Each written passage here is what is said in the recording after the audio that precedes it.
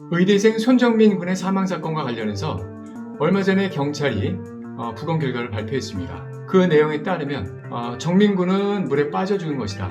즉 익사한 것으로 추정이 되고 귀 뒤에 나 있었던 3개 정도의 상처는 죽음하고 아무런 관련이 없었고 기타 독극물 등도 발견이 되지 않았다고 합니다. 또 더 나아가서 친구 A군의 부모님이 가지고 있었던 그 핸드폰에 대해서도 포렌식 조사를 다 해봤는데 거기에는 뭐 일부러 기록을 삭제했다라든지 아니면은 의심스러운 정황을 알 수 있는 그러한 메시지 같은 것들이 전혀 없었다라고 이렇게 발표를 하기도 했는데요. 과연 그렇다고 해서 정민군에 대한 타살 가능성, 즉 그러한 의심이 전부 사라졌다고 볼 수 있을까요? 절대로 그렇지 않다고 생각합니다. 왜냐하면 경찰이 추가적으로 조사해야만 될 핵심적인 사항들이 남아있고요. 그 다음에 친구 A군이 반드시 대답해야만 될 그러한 사실들이 있기 때문인데요. 차근차근 하나씩 알아보도록 하겠습니다.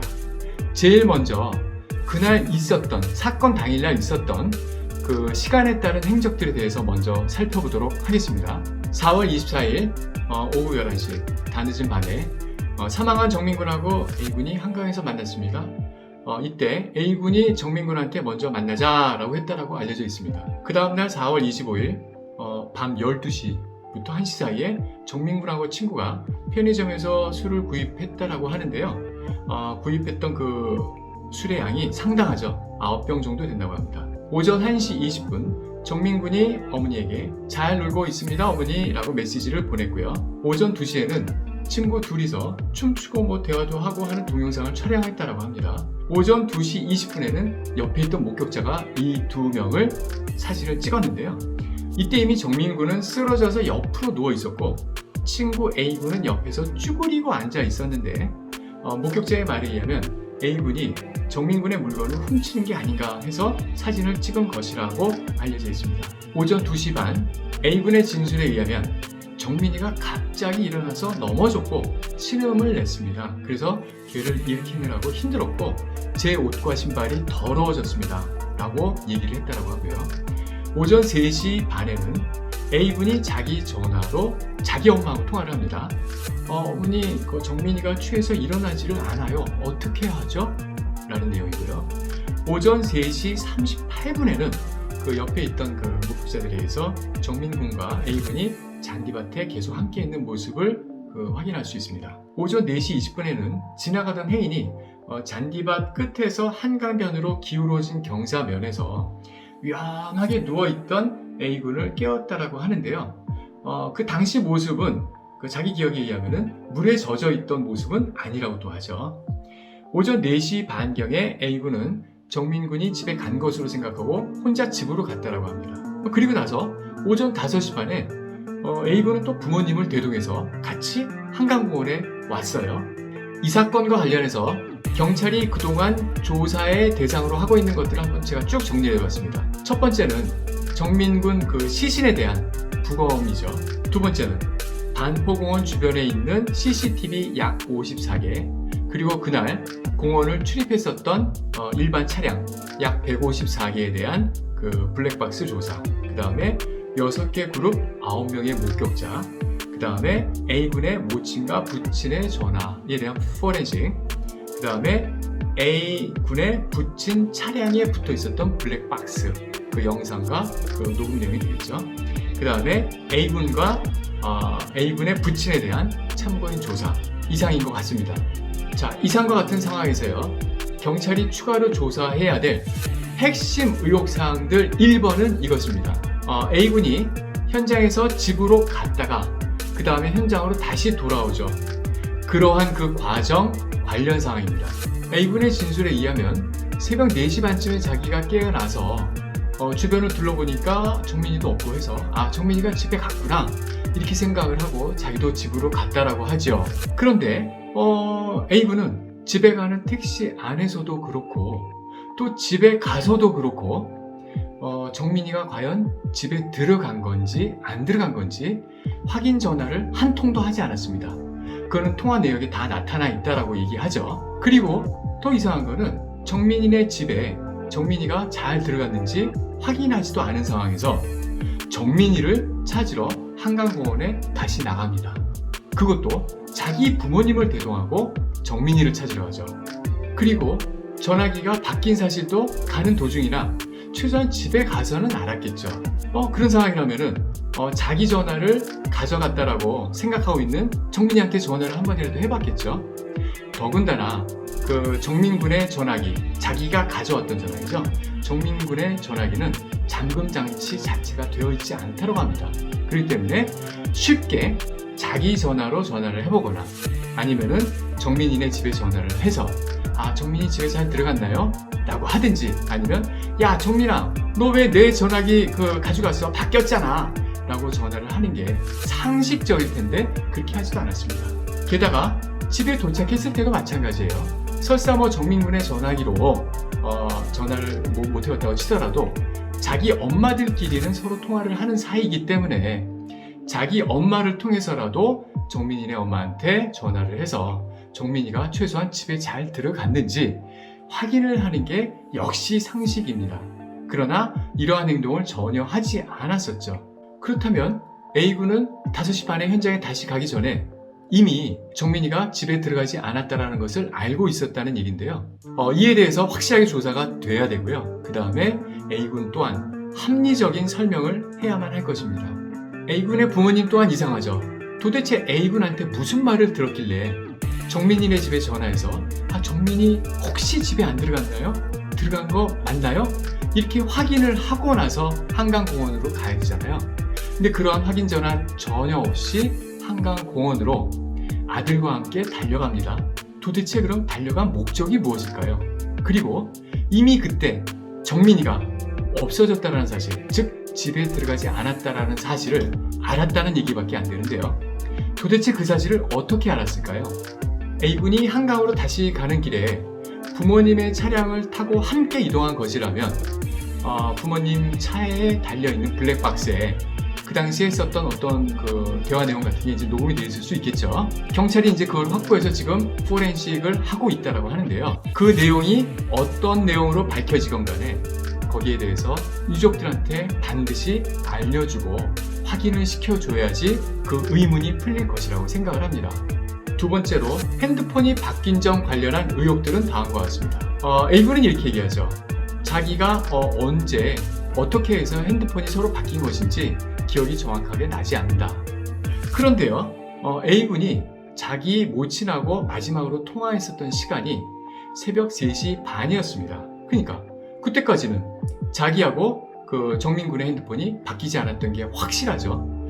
그런데 이 점과 관련해서 석연치 않은 것은 이러한 사실이 나중에 통화 내역으로 밝혀지기 전까지 A군은 3시 30분경까지 자기가 자기 핸드폰을 가지고 통화를 했었다는 사실을 숨겼었습니다. 굳이 말하지 않았었는데요. 왜 그랬을까요?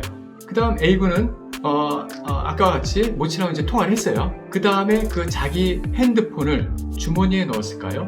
아니면 또 바닥에 넣었을까요? 가방에 넣었을까요? 그것도 밝혀져야 될 사항이죠. 왜냐하면 이때는 정민군이 쓰러져서 정신없이 자고 있었다라고 A군이 진술을 했었죠.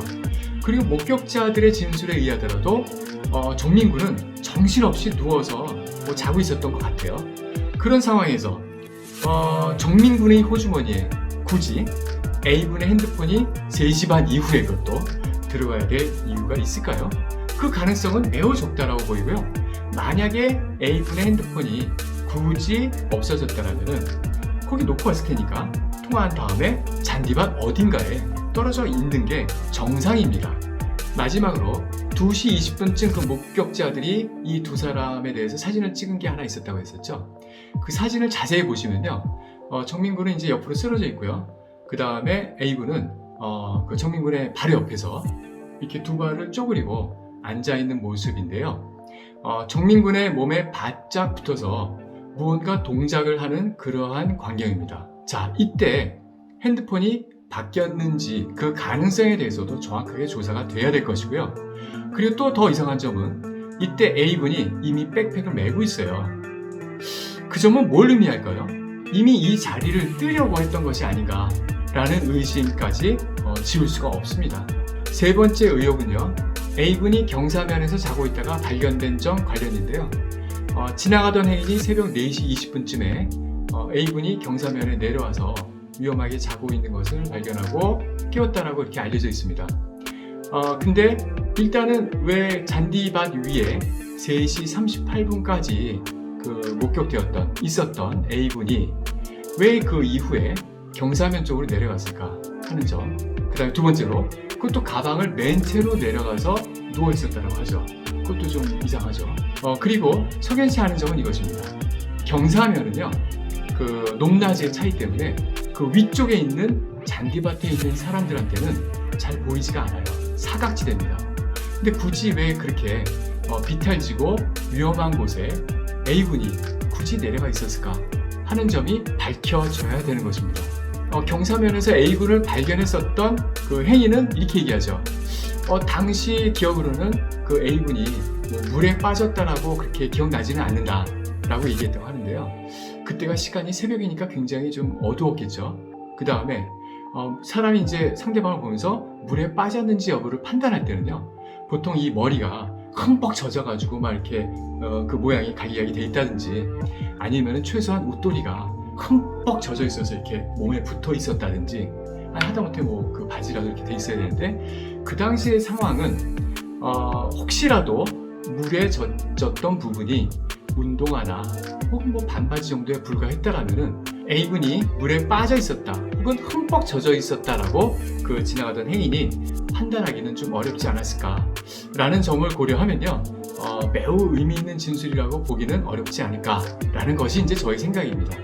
네 번째 의혹은 A군의 사라져버린 아이폰 관련인데요. 아이폰 관련해서는 뭐 많은 분들이 의혹을 제기했기 때문에 이거 한 가지만 추가적으로 말씀을 드리겠습니다. 아이폰 애호가들은 보통 아이클라우드를 많이 사용하죠. 그리고 더 나아가서 아이폰하고 아이클라우드를 동기화를 시켜 놓습니다. 자, A군이 어떻게 해놨는지 알 수 없습니다만은 그것은 뭐 확인하면 금방 나올 일인데요. 만약에 아이클라우드를 사용하고 있고 아이폰하고 동기화가 되어 있다면은 A군이 기존에 뭐 촬영했었던 각종 사진, 동영상 자료 등등등등 많은 그 DB 정보가 그 아이클라우드에 저장돼 있을 가능성이 있죠. 그 부분을 조사할 필요성이 있다는 게 제 생각입니다. 다섯 번째로 이제 운동화 얘기를 좀 드리겠는데요. 운동화가 없어졌다, 버렸다라는 얘기에 대해서는 이미 기사나 많은 사람들의 진술을 통해서 많이 확인된 바가 있습니다. 그런데요, 이러한 부분들이 추가적으로 확인이 돼야 될 것 같아요. 운동화를 왜 굳이 급하게 버렸는가? 두 번째, 운동화를 버리자는 결정은 도대체 누가 한 것인가? 그리고 실제로 운동화를 버린 사람이 이모라고 하는데요. 왜 이모가 버렸는가? 그리고 그 이모라는 사람은 A군과 같이 살고 있는지 아니면 따로 살고 있는지, 만약에 따로 살고 있다라면은 그날, 운동화 버린 그날 혹은 그 직전에 누가 불렀는지, 왜 불렀는지 이러한 것들이 밝혀져야 될 것 같고요. 그 다음에 그 종량제 봉투에 운동화를 넣어서 쓰레기통에 버리는 그 광경이 CCTV에 이제 녹화가 됐고, 그 녹화된 CCTV를 경찰이 확보했다라고 알려져 있는데요. 그 확보한 화면에서 과연 종량제 봉투가 다른 쓰레기들과 같이 해서 꽉 차 있어서 버린 것인지, 아니면 굳이 비어있는 종량제 봉투임에도 불구하고 운동화만 넣어서 그냥 버린 것인지, 이러한 부분들도 꼼꼼하게 체크가 돼야 될 것 같아요. 여섯 번째 의혹은요, 과연 이게 자살이냐 아니면은 실족이냐 타살이냐, 이런 것들과 관련해서 그 동기가 정민군한테 과연 어떤 게 있었을까 하는 점인데요. 일단 자살 가능성은 없다라고 보입니다. 그 정민군이 평소에 그 부모님하고 나눴던 대화, 그다음 할머니하고 나눴던 메시지, 이런 것들을 봤을 때는요, 최소한 자살을 할 생각이었다라면은 메시지 하나라도 남기고 가지 않았을까 생각이 듭니다. 두 번째로, 실족이었을까요? 실족이었다라면은 그 풀밭에, 잔디밭에 누워 있었던 정민이가 경사면을 내려와서, 굳이 그 경사면을 힘들게 내려와서 그 강변에 붙어있는 도로를 지나서 강물로 들어갔어야지 실족이 됩니다. 자, 그런데 그 전까지 3시 38분까지 깨워도 일어나지 않았던, 꼼짝 않고 누워 있었던 정민군이 과연 어떠한 기력을 회복해서 어떠한 이유로 갑자기 뭐 힘이 솟아났나 보죠. 그 경사면을 내려와서 굳이 강가로 갔을까요? 대단히 좀 의문스럽죠. 그렇다면 나머지는 이제 타사의 가능성인데요. 타사의 가능성은 아직까지 위에서 말씀드린 것처럼 여러 가지 정황들이 아직 남아있기 때문에 철저하게 조사되어야 한다라고 다시 한번 말씀을 드리는 것입니다. 마지막으로 말씀드릴 것은요. A군의 가족들이 그 신변 보호를 요청했다라고 하더라고요. 그 경찰은 그 신변 보호 요청을 받아들여서 앞으로 이제 보호를 해주겠다라는 입장인 것 같은데요. 가장 강력한 신변 보호는요. A군과 A군의 가족이 있었던 사실, 있었던 진실 그대로를 말하는 것이 그것이 가장 강력한 신변 보호 방법입니다. 설사 있었던 진실을 말할 수 없다 하더라도 거짓이라고 하더라도 좋으니까 일부 적극적으로 해명을 해야 될 상황인 거예요. 적극적으로 해명을 해야지 거기에 따라서 가족들이나 정민군의 유족들이죠. 유족들이 이해할 부분은 이해하고 또 경찰들이 수사에 참고할 부분들은 참고하고 또 거짓말인 것 같은 부분은 더 밝혀내고 진실인 것 같은 부분은 참고하고 이래야지 이 사건이 종결이 되지 않겠습니까? 그렇지 않는다라면은 설사 이 사건이 A군한테 아무런 혐의 없이 미제 사건으로 혹은 실종이나 기타 사건으로 끝난다고 하더라도 A군과 그 가족이 결코 마음이 편하겠습니까?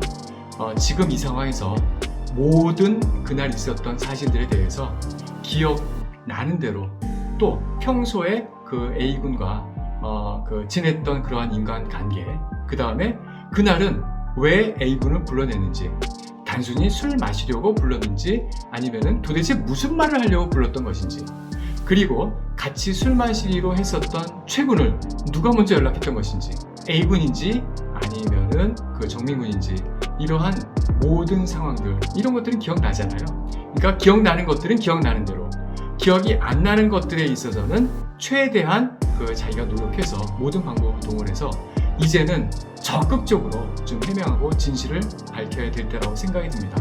자, 오늘 얘기를 정리하면요. 지금까지 제가 말씀드린 사항들을 경찰에서 보다 적극적이고 철저하게 조사를 해주셔야 될 것 같고요. 그 다음에 제가 A군한테 말씀드리고자 하는 것도 제가 말씀드린 그러한 부분들에 있어서 전부 다 A군과 그 가족들 또한 적극적으로 해명하기를 바랍니다.